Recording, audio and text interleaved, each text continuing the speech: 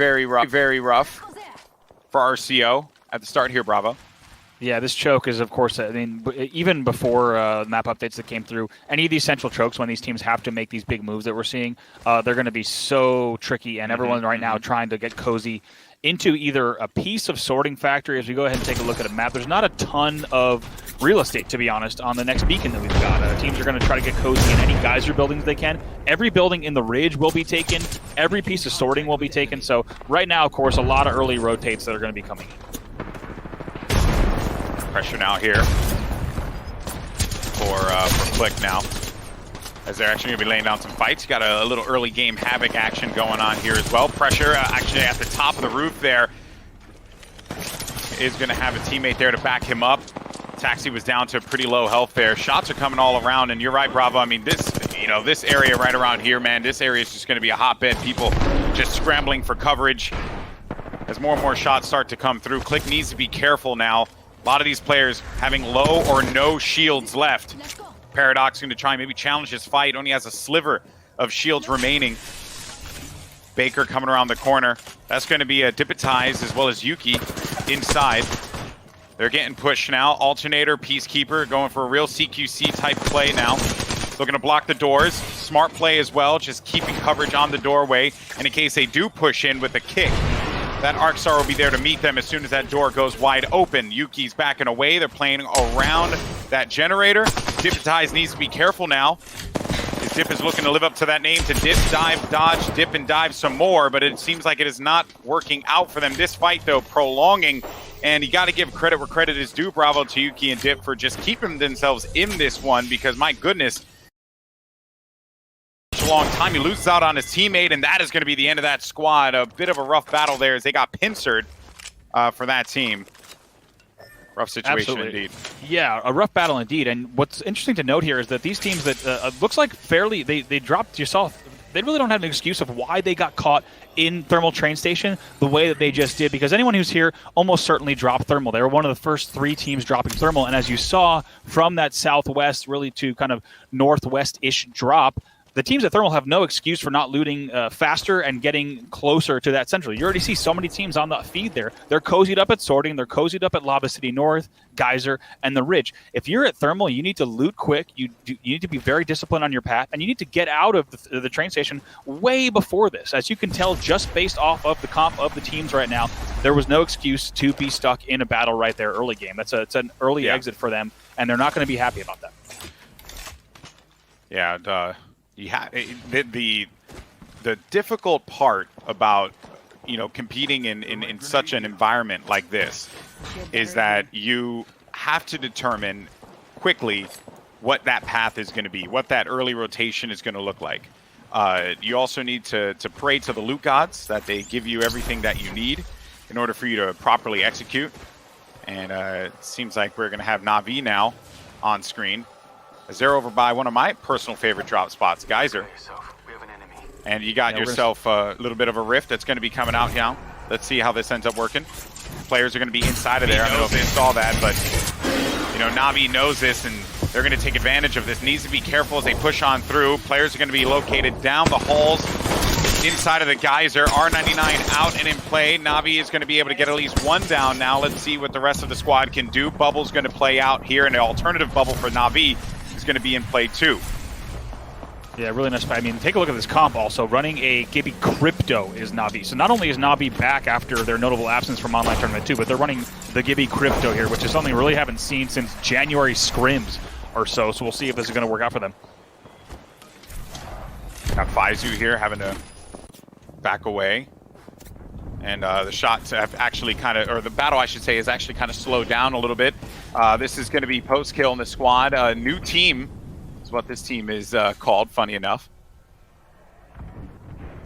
Yeah, I like these guys a lot. This is one of my teams to watch, certainly in Europe, if we look at this. Mainly, I mean, they're coming in with the second seed from their semifinal, 29 kills in their semifinal rounds. 34th in Online Tournament 2, but of course, those are names that we've been watching throughout competitive Apex and excited to see what they can do with this squad here. Kashera, post-kill, and ASCII, of course, formerly a lot of those players playing under the Lazarus banner. 19 squads remaining. Obviously, haven't really lost all that much yet, besides one team. That is to be expected, especially when you're discussing high-tier Apex competition like what we're seeing here today. But Na'Vi, one of the squads that I have listed that we should be watching out for. I know a lot of people are excited. You also have a team that's going to be fighting outside of zone and potentially even being gate kept. This is going to be them. So this is, and you mentioned this before, Bravo. You talked about it, right? Noob Hunter, Yuki, and Dip, right? Being outside of the zone the way that they are, they're going to get gate kept right outside. And if you're new to watching this stuff, what that means is that there's going to be a team located right outside of the zone, of the safe zone, that will be keeping away anyone that is trying to push forward. This is essentially a rough situation for this squad to be in because, well, they can't get back in. They're stopping them from being able to get back in, and it looks like this could be the end for the Riders of Rohan in game number 1 if it keeps on going like this. They may have to go for a wide rotate out left. Thankfully, the thing that's working in their advantage is that they're not going to be getting ticked for all that much damage. They did lose out on Yuki, though, and because of that, well, they will be able to get the pickup. So smart play there, and I think Dip may have actually ran into somebody on the other side. Yeah, that was going to be Kohia right outside, and yeah, no, this is basically... I mean, this pick your poison at this point. You can run one way and get shot. You can run the other way and get shot. I don't know, Bravo. It's just not looking good either way. No, it's a really difficult move. And like we said, you don't want to be on that late rotate from Thermal, even though they might have won the battle over at the Thermal train station. They still have this very difficult route. And I tell you what, also keep in mind, they're coming through pretty much the land right by the tree, coming around the choke, and having to push up into sorting now. That's also going to be difficult, so they certainly have chosen a uphill battle, and I mean that in more ways than one. They're going to try to make this route all the way up into sorting as they went north over towards the Harvester side of that choke and now down towards tree once again. All right, and now another top team that's on everyone's radar, Kababrilla. As you got Kuya is going to be pushing up now. Was able to get the cleanup earlier, and they're going to be fighting outside of the zone. A bit of a dangerous fight for Kuya to take as he's going to go down. His teammates will be safe for the time being, though. Leo going to be getting an angle here on the player above ground with that scout, just getting to clean up if they can, just to get those kills registered. Kills are very important here in competitive Apex. And I'm actually impressed that Noob Hunter Folty was able to stay in this one, man. Maybe the Riders of Rohan, maybe Folty can keep this squad alive, and the Riders of Rohan can live to fight another day. Absolutely. By the way, huge fan of the Riders of Rohan name. They're going to be asking what business an Alpha Dwarf and a man have in these lands as they push across through. But now taking a look also at just exactly where everyone's held up. One of the things I want to point out is we take a look at the new beacon that's just come in. We still have a tiny corner of Geyser, a little bit of Lava City, and still a tiny bit of sorting in. So essentially this next close is not going to be the biggest. There's still all of that yet to come. I just love how you were so subtle with that. Subtle and quiet with that whole thing. That's the first thing. When I saw the Riders of Rohan, I was like, Riders of Rohan! I got real excited. I know. We'll have to see how they do here, though. It works. Well, so far it ain't really working out for them all that much, though. Now, Kuya is actually going to get an Evo shield, and this is going to be Kababrilla. Taking those fights outside, you're going to start getting ticked for a little bit more, but they will be able to get back in. Should be okay there. We'll check in with them for the time being. Now you got FA kids on your screen. And what are the FA kids going to do? Hanging out, living their best life here as they're just, chilling inside of buildings. This is ultimately, as we continue to get, smaller and smaller safe zones, right? You're going to see players that just bunker inside, throw up those fences, right? Get a little building going on, living out their building lifestyles. Maybe they played a little bit too much Animal Crossing, perhaps. Who knows? Could be. I've been placing fences like a crazy person, so this is the life that they choose to live here, and I respect it. You want to hold down a building, at a high level. You just want to be able to hold down a location there and prevent anyone from being able to push you and forcing fights against you.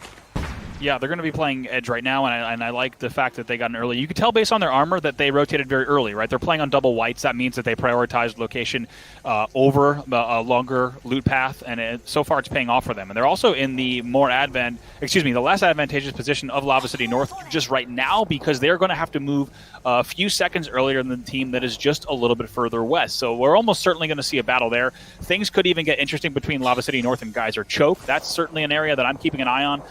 But like I said, this next close in 20 seconds is going to be one of the bigger ones to watch for the next ring, just because that's when we're going to see teams that are going to be forced out of several key places here. They're going to be forced out of the sorting station entirely, and we'd have at least, the last time I looked at odds, I know we're going to have at least 3 teams. Would not be surprised if we had 4 teams kind of taking up the top stairs on each side, as well as some of the lower levels. Some the teams that have the top stairs might also have some rooftop access. We're seeing actually now right here, perfect job by the observers to give us a look into sorting station, but also the teams that are in the buildings that are just in the north of Lava City as well. All those teams are going to be forced to move, and we are headed to a very open circle here for our game number 1 in Europe, GB. Oh, always a fun one. Always a fun one.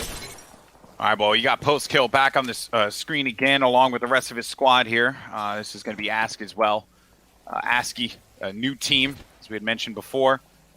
This team got into a few tussles early on, but it seems like they have been able to come out of this relatively unscathed, hanging out toward the edges of Geyser. And that, yeah, you're right, Bravo. That opening, man, that is going to be interesting. This is really where I think where the Gibraltar, the Gibbies are going to shine here for their teams, just giving themselves some protection as they push forward, dropping down their barrages. You know what I mean?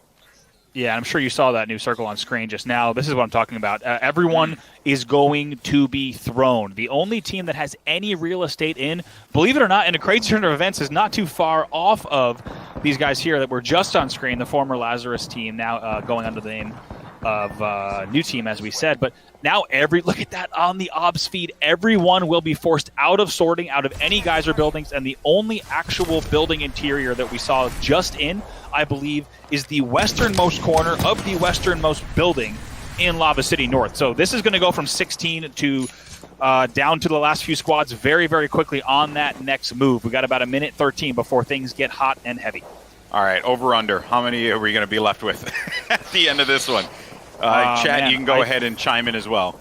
I think based on this, so keep in mind, there's a lot of elevation change along where the track of this next final circle is going to go. So between the top of the tracks, the bottom of the tracks, and then each side of the cliffs, I think we're going to go down to something. I think we're going to see this halved at least when all these engagements are said and done. We're going to be certainly looking at something like maybe 8, but we'll have to see exactly how that plays out. 41 seconds before everyone's going to be forced out of sorting. They've been real cozy all game, GB, but they are going to have to move soon. Oh yeah, they've been good friends. You know, everyone, good neighbors. Everyone's taking ownership of their land, holding it down, right? Watering the crops. But now it's time to leave. And this is where you see who has what it takes to be able to take game number 1. The pressure is certainly going to be on. Here is we're going to be taking a look now at this will be RCO. And absolutely only a few seconds left here, folks. And then get ready for the war to begin, because all these rotations are going to have to happen. And look at how much of that open space is available. That is scary for anyone that, honestly, anyone that doesn't have a Gibraltar on their team to be able to give them those brief moments of respite. It is going to get hot and heavy in just a bit. Absolutely not. Everyone getting forced out of sorting. Look at this. You're going to see team here, Third Impact, not wanting to move until they have to. They're going to take that TP, which is going to get them over the fence. They're still going to have to fight out through this quite a bit. All right, and this is RCO now, using their Pathfinder zipline, just trying to juggle up and down. Team players are going to be right below them. This is Ida is going to be pushing around now. His teammate's going to go down. I believe that is going to be Godolphin playing the Wraith for them. That will be hanging out outside.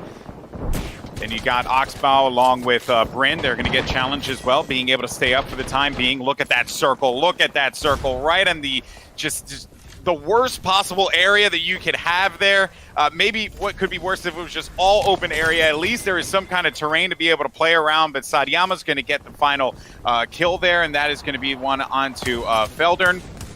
Goodbye. You're out of here. Try again in game 2.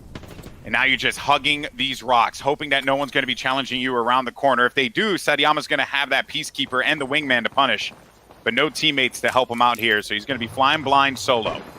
Yeah, this is Sadiyama here from the Dead Inside team. They finished 3rd in their semifinal, coming in pretty strong. So he's going to have to try to rat out as much as he can, try to get some points on the board. So I was a little bit off, GB. You could say we got 10 squads left here, but still the lobby, thinning out real quick. The only saving grace here, as you mentioned, is the fact that there is not only the terrain change, but also just simply so much rock cover down here that a few partial and full squads are still playing behind. And now, as we said, things are going to move in 23 seconds over to that a little bit further towards Lava City, right on the tracks. And any team that is still holding down what's just east of that is going to have a little bit of an advantage because they're going to have a slow circle and a lot more teams pouring in towards them from the west and the north.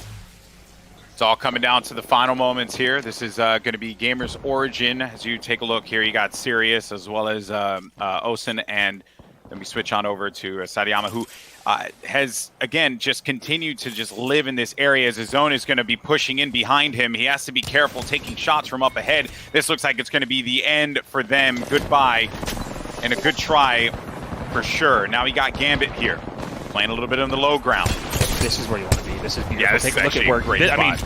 They got this early, as you'd expect. They're holding down that area so well. They're all fenced up, and they have such great angles. Also have pre-zips ready to go. Now scouts as well. They're going to be able to grenade down. Take a look at this here.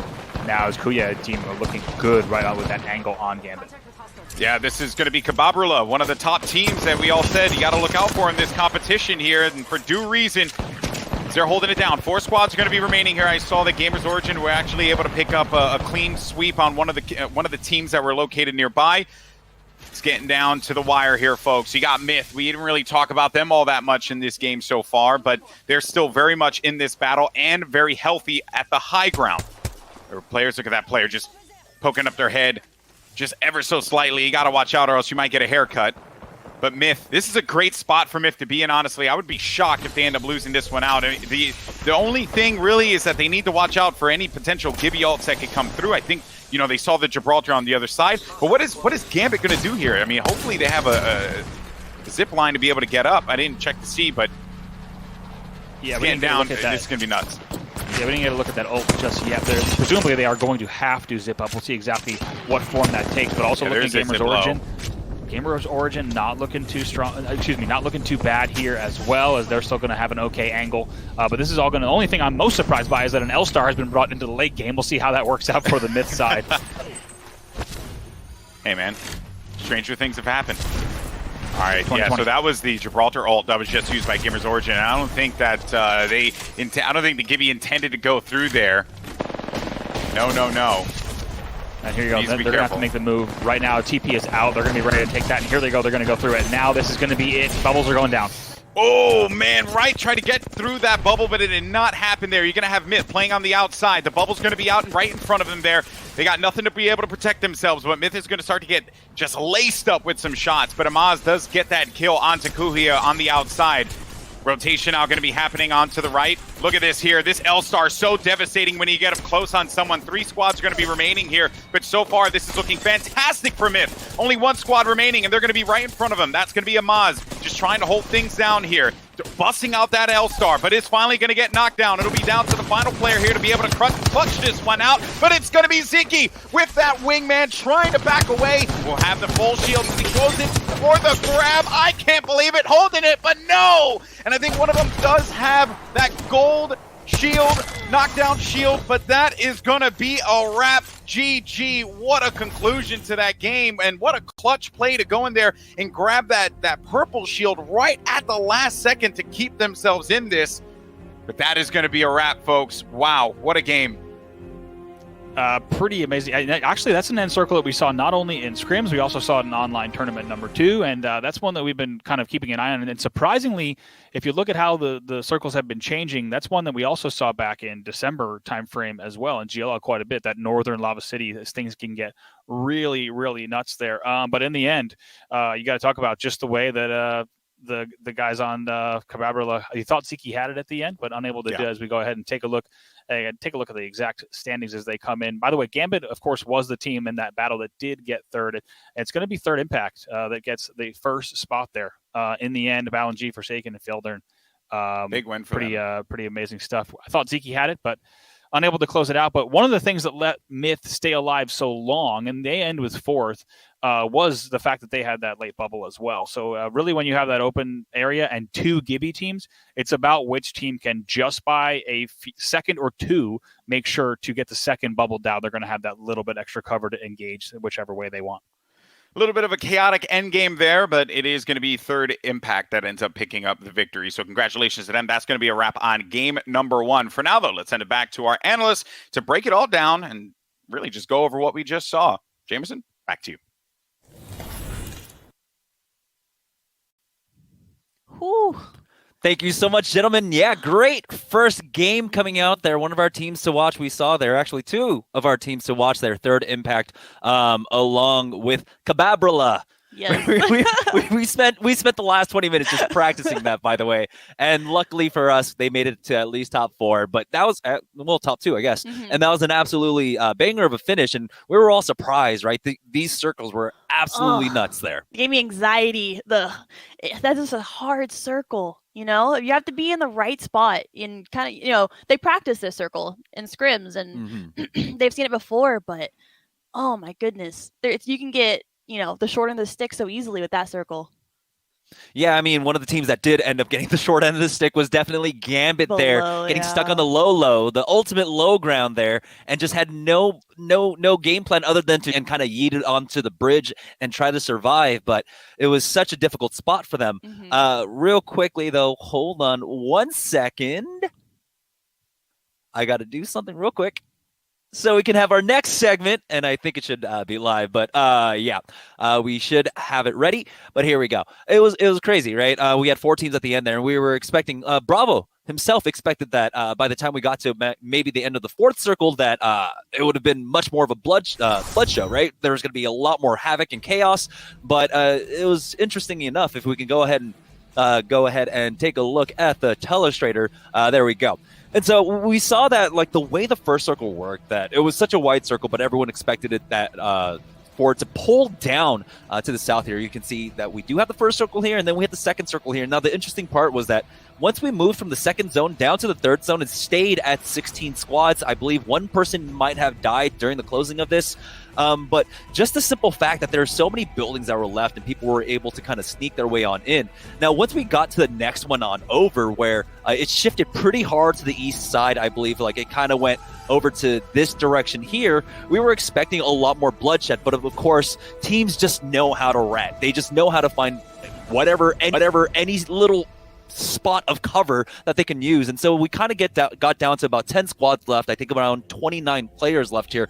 But it was the final circle that kind of spelled defeat for a lot of people. As let me go ahead and clear this real quick, zoom on in. But as it got closer and did, of course, hold on 1 second. There we go. All right, figured it out. Once we did get closer to the final circle, where we ended up with 4 teams left, this is a circle that we had mentioned that we do know how to play. We've seen a lot in scrims, but ending basically, right here on this corner, a little bit of the bridge was in. But again, it was Cababrilla that was in a really great spot. We were talking about it, where they had Gambit on the low ground beneath them, who were absolutely trapped. Cababrilla were still in that kind of middle ground before they had to peek on over, but they were safe there because on either side they had third Impact, and I believe it was Myth.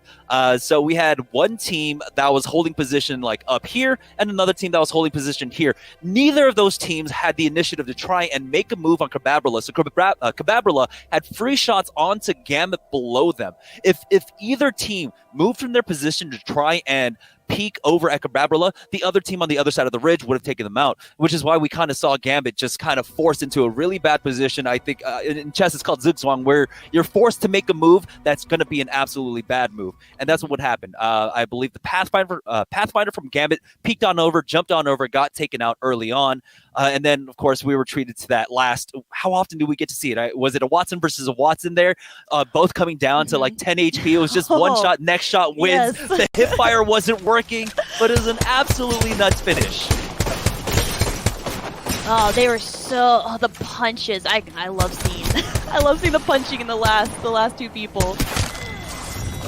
Okay, it was actually the Wraith. The Wraith, that was the last one. But yeah, again, though, congratulations to Myth for taking that victory. But I was watching